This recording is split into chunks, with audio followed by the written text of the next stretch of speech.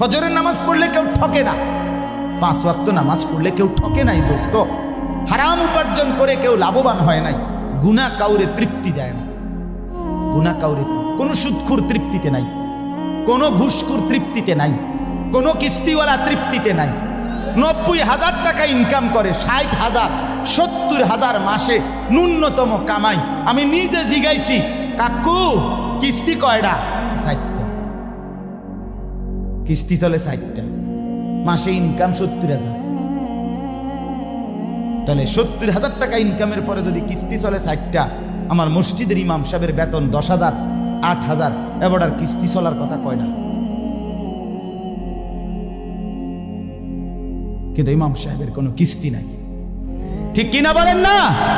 ইমাম সাহেব কিস্তিও নেয় না, এশার নামাজের পরে ফজর পর্যন্ত চুরিও করে না, ডাকাতিও করে না। বেটা মালিকের ঘরে সেজদা করে, আল্লাহর ঘরের গোলামি করে, খোদার 30 দিন 10,000 টাকা দিয়ে বউ বাচ্চা নিয়ে ইজ্জতের সাথে হাসি মুখে ধোয়া সাদা পরিষ্কার পায়জামা পাঞ্জাবি পরে আল্লাহর জিন্দিগি, আল্লাহর দুনিয়ায় জিন্দিগি কাটায় ফেলে।